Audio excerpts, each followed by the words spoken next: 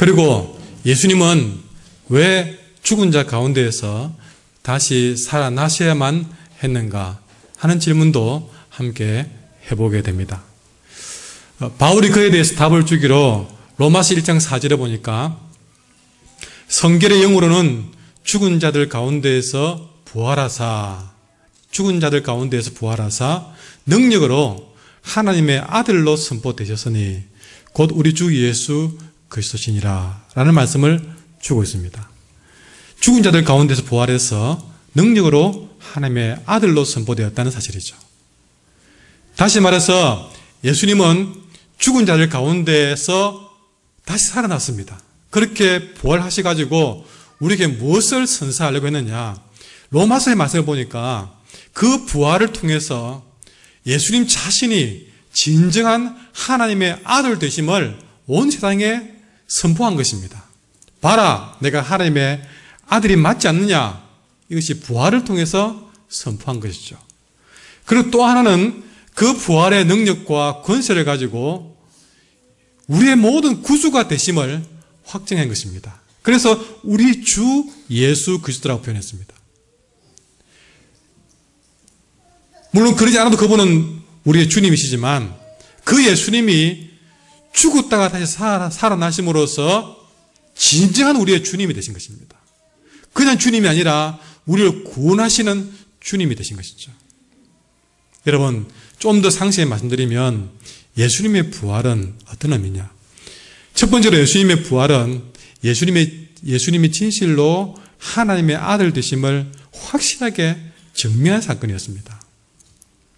만약에 예수님께서 부활하지 않았다면, 십자가에 매달려 죽으시고 부활하지 않았다면 가정을 해보게 됩니다. 오늘 고린도전서 15장에도 만약에 그리스도 안에서 우리가 그분이 죽은 자 가운데서 다시 살아나지 않았다면 그런 가정이 자꾸 나오는데, 그 생각해 봅니다. 주님 만약에 부활하지 않았다면 어떻게 됐을까? 여러분, 만약에 부활하지 않았다면 그분은 석가나 공자와 같이 그게 평범한 한 종교인에 지나지 않았을 것이다. 그리고 그가 많은 사람들을 고쳐주었지만 그는 그냥 한 요술에 지나지 않았을 것이고, 그리고 그분이 죽으신 것도 그냥 사람들에게 영웅처럼 나타나다가 그냥 비참하게 순교한 그런 한 무리로 끝나고 말았을 것입니다. 그러나 예수님께서 죽은 자들 가운데에서 부활했기 때문에 그분이 가르친 모든 가르침은 하나님의 말씀이 되고 말았습니다. 그분이 죽은 자 가운데에서 부활했기 때문에 그분의 병 고친 것은 하나님의 자비의 손길이 되었고, 그분의 죽으심은 온 인류를 구원하는 대속의 제사가 될 수 있었던 것이죠. 그만큼 부활의 사건이 예수님의 행적에 가장 중요한 사건이 되었다 하는 것입니다. 그러므로 예수님의 부활이 있음으로 말미암아서 진정 예수님이야말로 우리의 진정한 길이 되시고 우리의 진리가 되시고 생명이 된다는 사실을 확증을 지어버린 것입니다. 그리고 그 예수님의 부활은 두 번째로 우리의 구주로 예수님이 서게 되는 확실한 사건이었다고 말했습니다. 역사적으로 볼 때에 예수님과 비슷한 삶을 사는 사람들이 좀 있습니다. 아까 말씀드렸지만 석가나 공자나 마호메트나 이런 사람들이죠. 그러나 이들과 예수님이 살아온 부분에서는 또 그들의 행적을 봐서는 그렇게 크게 다르지 않는 그런 삶을 살았지만, 이 석가나 마호메트나 공자와 확실하게 다를 수밖에 없는 구별짓는 사건이 있었다면 그건 다름 아닌 죽음이었습니다. 그리고 부활이었습니다. 왜냐? 석가나 공자나 마호메트는 예수님과 비슷한 삶을 살았지만 결정적으로 그들은 죽음의 감옥에서는 벗어나지는 못했습니다. 그 어느 누구도 죽었다가 다시 살아나지는 못했다는 것이죠. 그거는 뭘 말해줍니까? 그들이 자신의 죽음마저, 다시 말해서 죄의 가장 결정적인 심판이 죽음인데, 그들은 자신의 죄값도 제대로 스스로 치를 수 못할 그런 존재였다는 사실이죠. 자신의 죄뿐만 아니라 인류의 단 한 사람의 죄값도 그는 치르지 못한 존재였다는 사실이죠. 살아생전 아무리 훌륭한 삶을 살아서도 그는 남들보다 좀 더 앞선 삶을 살았지만, 좀 더 나은 삶을 살았을지는 모르지만, 인류의 가장 근본적인 문제는 죄값을, 자신의 죄값도, 그가 가장 사랑했던 제자의 죄값도 치를 능력이 없었다는 것이죠. 그 증거는 죽음에서 깨어나지 못하고 죽음의 문을 열지 못했다는 사실입니다. 그러나 죽음의 감옥에 똑같이 들어갔던 예수님은 사흘 만에 그 무덤 문을 활짝 열고 다시 살아났습니다. 이것은 뭘 말합니까? 인류의 모든 죄값, 여러분, 죄는 죽음에 이릅니다. 그러니 우리는 죄값 때문에 다 죽게 되는데, 그런 죄값의 결과인 죽음의 문을 활짝 열고 일어나던 것은 죄값을 확실하게 치루었다는 것입니다. 그것을 그분이 죽은 자들 가운데에서 다시 살아남으로써, 부활함으로써 확실하게 우리에게 증명을 한 것입니다. 예수님은 이렇게 스스로 죽음의 감옥을 열고 나와서 그 부활의 능력 가지고 우리 모두를, 저와 여러분을 죄와 사망의 저주에서 이제는 당당하게 건져내시고, 또 건져낼 뿐만 아니라 진지한 우리의 주인이 되셔서 우리를 죄인으로 살지 않게 하시고 의롭다는 사람으로 만들어가는 인생의 주인까지 되고 마는 것입니다. 부활하지 않았다면 이것은 불가능했던 일입니다. 그래서 이것을 두고 바울은 로마서 4장 25절에 이렇게 기록을 하고 있습니다. 예수는 우리의 범죄 때문에 죽임을 당했고, 그러니까 죄값을 치르기 위해서 죽임을 당했고, 우리를 이제 어렵게 하시려고 살아났다라고 표현하고 있습니다. 얼마나 멋진 말씀이 그게 들어있습니까? 우리의 죄값을 치르기 위해서 죽었고, 그 죄값을 다 치르고 난 다음에 우리는 이제 의롭게, 죄인이 아닌 의롭게 살게 하기 위해서 살아났다는 사실이죠. 바울은 한 걸음 더 나가서 예수님의 부활을 오늘 고린도서 15장 20절에 이렇게 표현하고 있습니다. 20절 말씀 같이 읽어보겠습니다. 시작. 그러나 이제 그리스도께서 죽은 자 가운데에서 다시 살아나사 잠자는 자들의 첫 열매가 되셨도다. 아멘. 예수님이 자기만 죽음에서 다시 살아난 것이 아니라 그 예수님께서 잠든 자들의 첫 열매가 되었다. 그 앞에 넣어본다면 잠자는 자들의 부활의 첫 열매가 되었다는 사실이죠. 이 첫 열매, 여러분, 지금 덕신에도 이렇게 벚꽃이 만개 있는데요. 불과 얼마 전마더라도, 지난주 그전마더라도 저 벚꽃에는 꽃이 피지 않았습니다. 근데 언제 피냐 지나면서 늘 봤는데 드디어 뭔가 꽃망울이 이렇게 보이기 시작하는 거예요. 여러분, 그 보이기 시작하는 것이, 여러분, 그것이 첫 열매가 돼서 이제는 온 나무에 이렇게 피어버렸습니다. 여러분, 주님의 부활은 그 꽃망울 첫 열매처럼 그분이 부활하심을 위해서 그 열매 꽃망울 끝나지 아니하고 온 땅의 모든 믿는 자들이 함께 그분처럼 부활이 되는 그런 부활의 첫, 여러분, 주자가 되셨다는 사실이죠. 성경이 그것을 우리에게 확실하게 주님의 부활을 통해서 우리에게 보증을 쓰고 있습니다. 그래서 예수님의 부활은 곧 나의 부활이라는 사실이죠.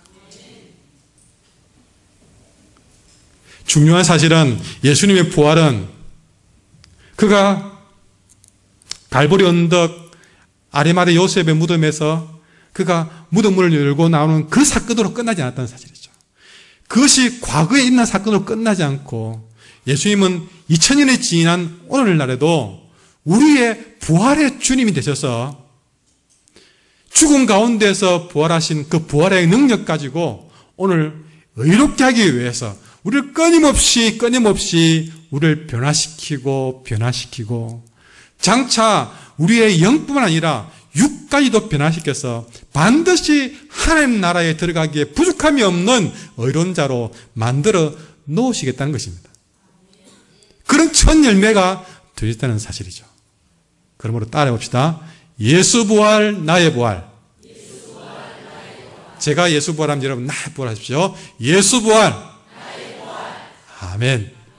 예수님의 부활이 나의 부활인 줄 믿고 이 부활주의를 맞이할 수 있기를 바랍니다. 여러분 이 부활을 예수 부활도 믿을 뿐만 아니라 나의 부활도 믿고 살아가시기를 바랍니다. 그렇다면 예수 부활이 나의 부활인 줄 믿고 살아간다면 그 믿음을, 그 부활의 믿음을 우리는 온 세상에 이제부터 보여주어야 될 책임이 있다는 사실이죠. 그래서 말씀의 제목을 저렇게 했습니다. 같이 해볼까요? 시작. 부활신앙을 보여주세요. 좀 말을 바꿔서 부활신앙을 보여줍시다. 시작. 예. 부활신앙을 어떻게 보여줄까요? 그럼 어떻게 하면 부활신앙을 보여줄까 하는 것입니다. 세 가지를 말씀드리려고 합니다. 첫째, 입술의 고백을 가지고 입술의 고백으로 부활신앙을 보여줍시다. 여러분, 제일 먼저 우리 입이 주님의 부활을 보여줘야 됩니다. 우리 입술이요. 부활신앙이 있다면 내 입으로 먼저 그 부활의 신앙을 고백할 수 있어야 하는 것이죠. 그래서 누가 물어보더라도 여러분의 입술에서 먼저 나는 부활을 믿습니다 라는 말이 나와줘야 됩니다.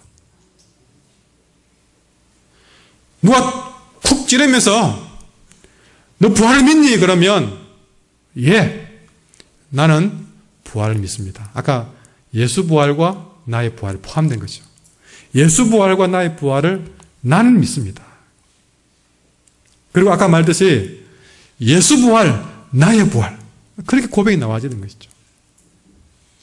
주님이 부활했듯이 나도 부활할 것을 믿습니다 라는 말이 내 입술에서 나와야 됩니다.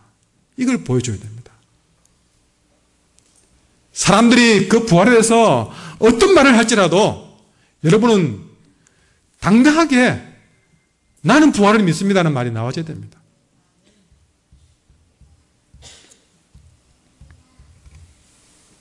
이런 고백이 여러분의 고백이 맞습니까? 행여나 이렇게 말하실 분들은 더더욱 조심하십시오. 사람이 죽으면 끝이지 부활이 어디 있겠나. 아이고 똥밭에 굴러도 뭐가 좋다고요?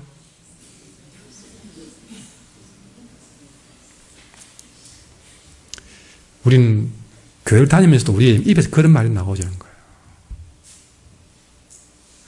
얼마나 우리의 마음에 가장 중요한 이 부활신앙이 없다는 증거입니까?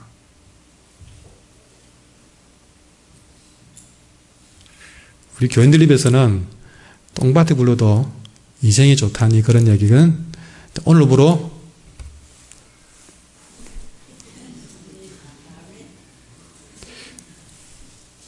그래서 속으로는 그런 얘기가 좀 이런 분이 있습니까?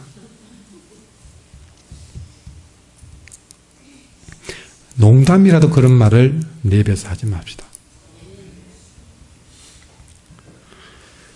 아니나 다를까 바울 당시에도 그런 사람이 있었던 것 같습니다. 12절을 중간에 보니까 너희 중에 어떤 사람들은 어찌해서 죽은 자 가운데서 부활이 없다 하느냐 그랬습니다. 왜 부활이 없다고 그러느냐. 여러분, 예수 부활, 나의 부활은 우리가 꿈에서조차 그렇게 당당히 외칠 수 있는 구호가 되어야 될 것입니다. 우리는 그 어떤 순간에도 행복하든 불행하든 어떤 순간에도 잘 나가든 내 하는 일이 막혔든 일생 동안 예수 부활 나의 부활을 내 가슴에 품고 그걸 내 입으로 늘 고백하며 살 수 있기를 바랍니다. 어려운 일이 생기면 그 어려운 일 앞에 나 죽고 싶다 이러지 마시고 예수 부활, 나의 부활 선언하는 것이죠. 내가 성공해서도 너무 성공해서 이 성공을 누리고 싶어가지고 똥밭에 굴러도 여기에서 살고 싶다. 그런 마음 들려고 할 때에 아니 예수 부활, 나의 부활 고백하며 사는 것이죠. 이것이 내 입술의 고백으로 부활의 삶을 사는 것입니다. 두 번째, 첫 번째 뭐라 했죠? 입술의 고백으로 부활을 보여주는 겁니다. 두 번째는 행함으로 내 부활 신앙을 보여줘야 된다. 행함이 없는 믿음은 죽은 것이라 했기 때문에 입술에만 머문 고백은 진정한 고백이라고는 할 수 없습니다. 반드시 삶으로 고백이 되어야 되고 삶으로 부활 신앙이 실천되어져야 한다는 것이죠. 오늘 보면 19절의 말씀 보시면요. 만일 그리스도 안에서 우리가 바라는 것이 다만 이 세상의 삶뿐이면 우리가 바라는 것이 이 세상에 살아가는 이곳의 삶뿐이라면 모든 사람 가운데 우리가 제일 불쌍한 사람이다 그랬습니다. 왜 그러냐? 우리는 적어도 부활을 믿고 살아왔기 때문에 만약에 부활도 없이 이 땅에 사는 것도 끝나버린다면 부활만 믿고 살아온 우리들에게는요 완전히 불쌍하게 되고 최고 불쌍한 사람이 된다. 왜냐? 우리는 부활을 믿고 이 땅에서 좀 남들 누리고 싶은 거 참아냈잖아요. 여러분 안 그런 것 같은 느낌 딱 들었는데 내가 왜 참아 그런 분위기가 딱 오가지고 제가 뻘쭘해졌거든요. 안 참았는데 왜 저러지 싶습니까? 여러분 부활신앙이 있기 때문에 때론 세상 쾌락의 유혹이 와도 참아낸 건 아니겠습니까? 때론 부활의 소망을 품고 살았기 때문에 이것저것 좀 손해를 마다않는 그런 삶을 살아왔지 않습니까? 양보하기도 하고 참아내기도 하고 그래 왔는데 만약에 그래 살아왔는데 부활이 없다 그래버리면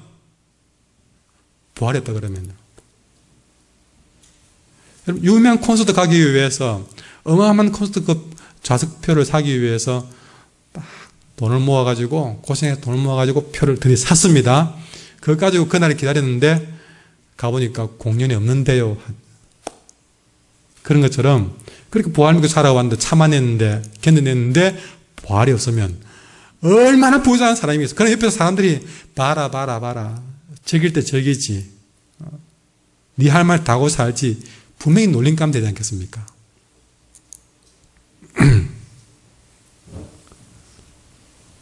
근데 여러분 우리는 부활이기 때문에 그 부활의 소망을 가슴에 품고 때문에 우리는 때로는 희생도 묵묵히 감당하고 그 소망이기 때문에 손해보는 삶도 마다하지 않고 다른 사람들 내일 죽을 거니까 먹고 마시자 그럴 때에 그들처럼 살지 않고 정말 부활신앙 하나 때문에 우리는 그들과는 전혀 다른 삶을 우리는 살아가려고 노력하고 있는 것입니다.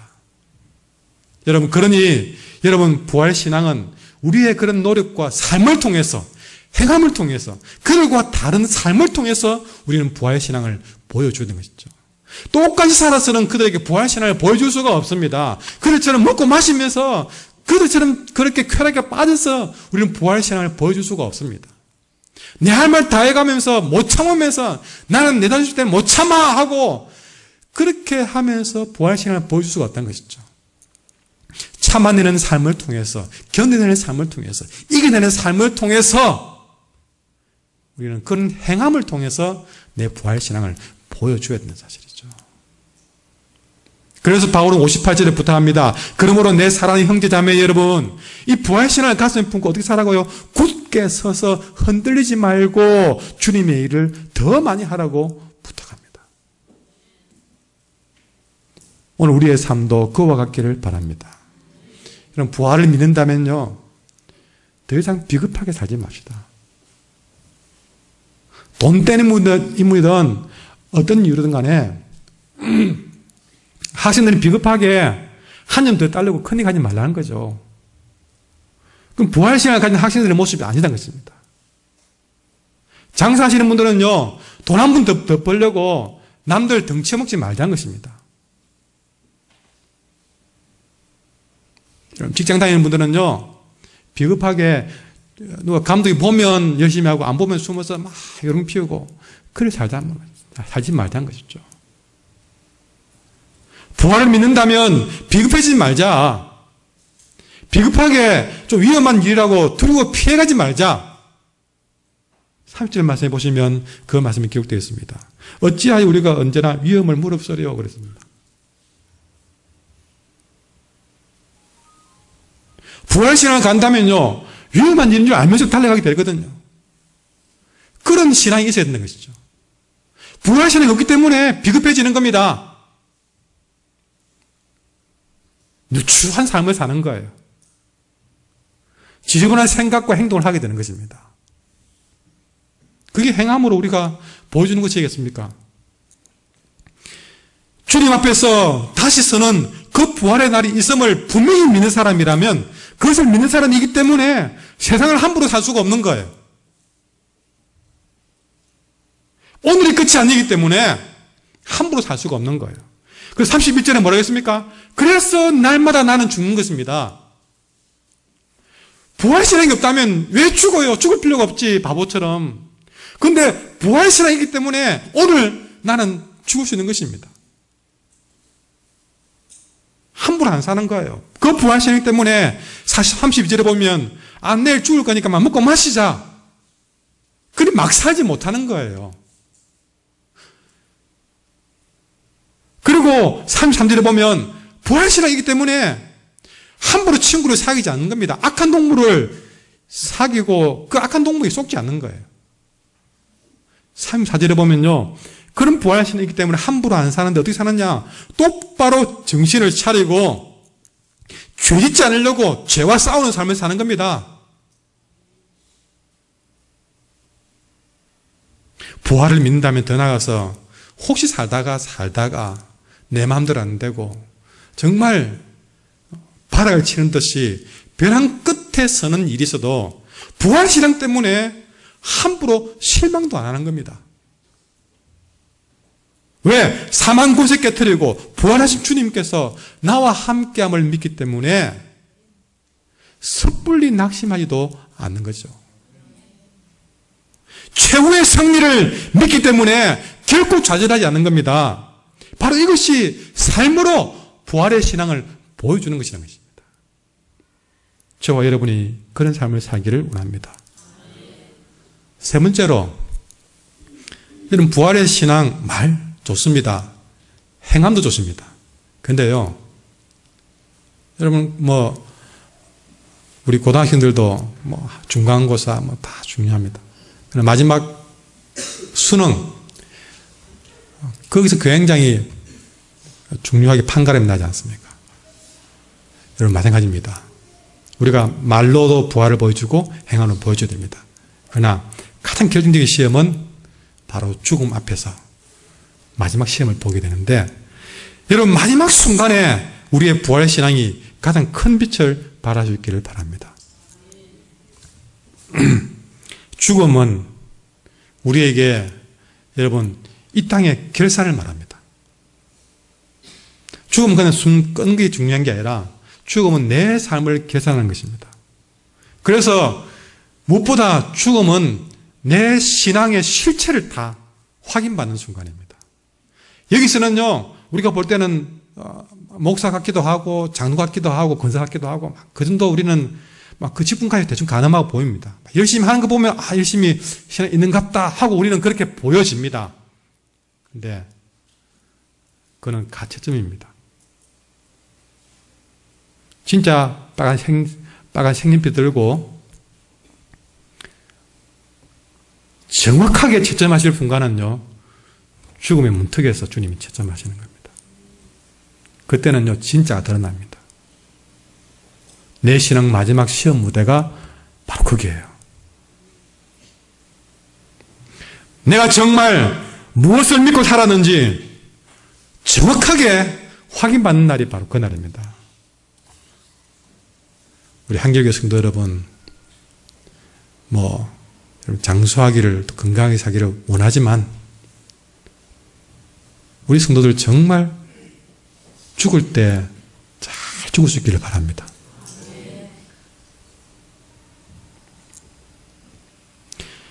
한 걸음 더 정확하게 말해서 부활신앙 가지고 품위 있게 죽음을 맞이할 수 있기를 바랍니다. 이 말을 착각하시면 안 됩니다.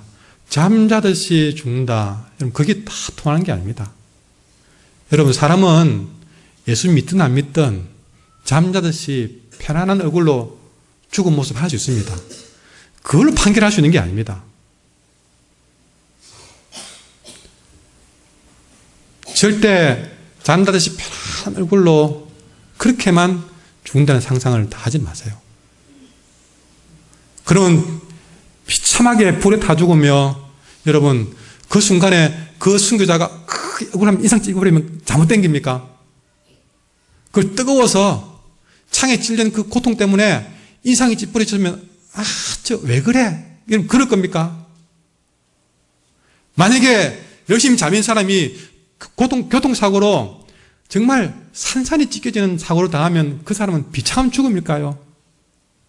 아닙니다, 여러분. 다시 말하면 안 믿는 사람들도 죽을 때 잠자듯이 편안한 얼굴로 마지막 임종을 맞이할 수 있습니다. 절대 그걸로 여러분 평가하지 마세요. 혹시나 잘 믿는 사람이 인상 쓰고 죽더라도 왜 그래서 하지 마세요. 그거는 아무런 평가 점수가 되지 않습니다. 마지막 순간까지 그 죽음을 두려워하지 않고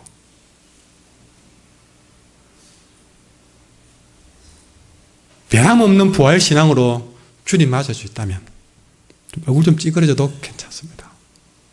중요한 것은 부활신앙 가진 것이 품위있게 죽는 것이지 잠자서 죽는 것이 품위있게 죽는 것이 아니라는 사실이죠. 바울은 이런 죽음의 순간을 어떻게 실감 있게 표현했는지 이 고린도전서에서 정말 멋지게 표현한 부분이 바로 55절에 나옵니다. 55절 말씀 여러분 같이 한번 읽어봤으면 좋겠습니다. 55절 큰 목소리로 시작. 네, 승리가 아멘. 여러분이 죽음 앞에서 죽음아 너의 승리가 어디 있느냐? 죽음아 너의 독침이 어디 있느냐? 죽음 앞에 당당히 이렇게 선언할 수 있는 이것이 바로 부활신앙입니다. 내 인생 마지막 죽음의 순간 바로 그 죽음 앞에서 내 부활신앙이 최고의 능력을 발휘할 수 있어야 되는데 바로 그것이 죽음아 너의 승리가 어디 있냐? 죽음 너도 나를 가로막지 못한다. 죽음이 너가 나를 죽임으로써 네가 승리한 것 같느냐? 아니다. 나는 이 순간에 너를 밟고 일어서노라. 무엇 가지고? 부활신앙 가지고. 여러분 마지막 순간에 이런 담대함을 가지고 주님의 부름을 받기를 원합니다.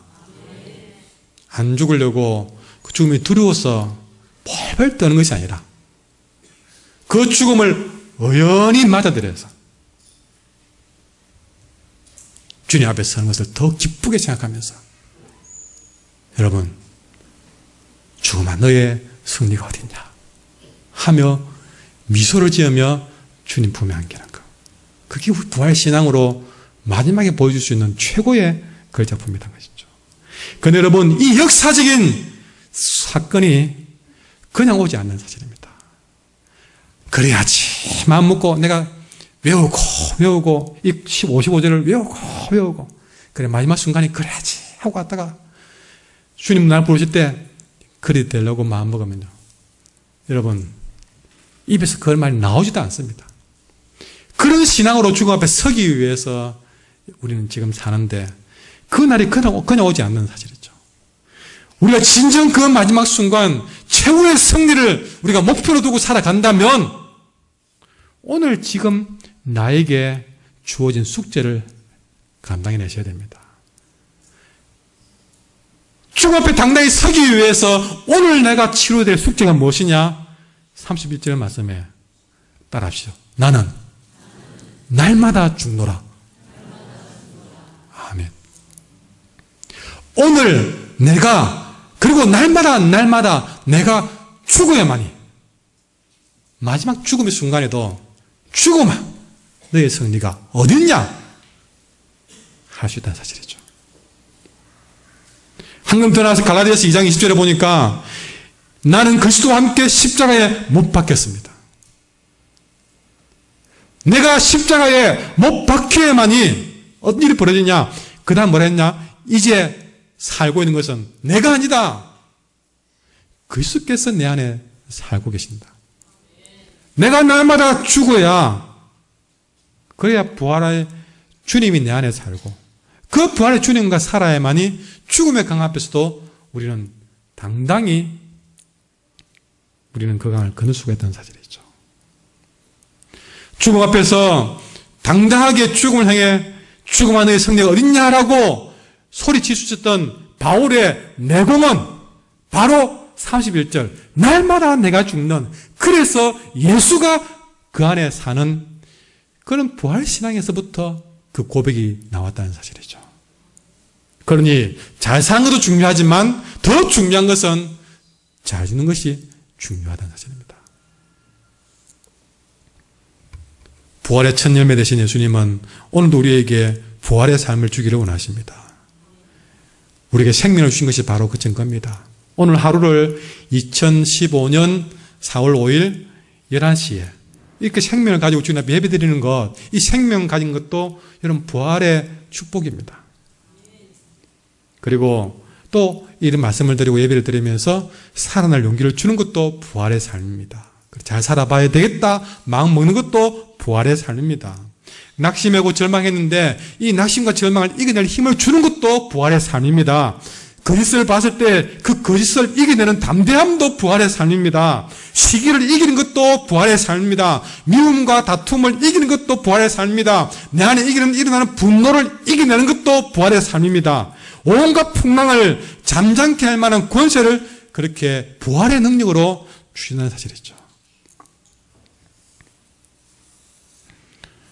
무엇보다 이런 부활의 신앙은 날마다 살아나야 됩니다. 이 신앙 가지고 날마다 살아나야 됩니다. 어제도 살아내고 오늘도 살아내고 여러분 늘 붙여놓은 우리 표 있잖아요. 그럼에도 살아냅시다. 그럼에도 살아냅시다. 그게 부활의 신앙이에요. 한마디로 말하면 날마다 또 죽었다가 또 날마다 또 일어나고 또 살아나는 이 오뚜기 같이 살아나는 것.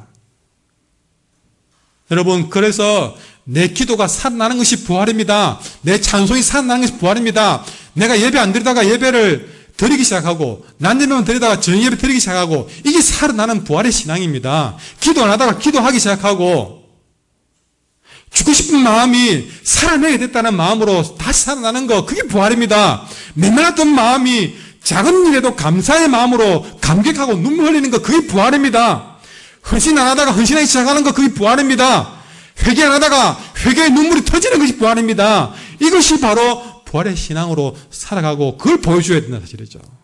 부활이라 그러니까 무슨 대단하게 등에 빛이 비치고 날개가 돋아나면서 천사처럼 솟아나는 것이 그런 화려한 것이 부활이 아니라 바로 내 삶의 가장 힘겨운 곳에서부터 메마른 가지에서부터 싹이 나고 여러분 그 추위를 이기고 봄이 오듯이 그렇게 다시 힘겨운 고난의 상황에서 절망의 상황에서 다시 소망을 가지고 피어나는 생명의 꽃이 바로 부활이라는 사실이죠. 일어나야 되겠다는 것이 부활이고 다시 기도해야 되겠다는 것이 그것이 꽃처럼 피어난 것이 바로 봄처럼 피어나는 것이 그것이 부활이라는 사실이죠.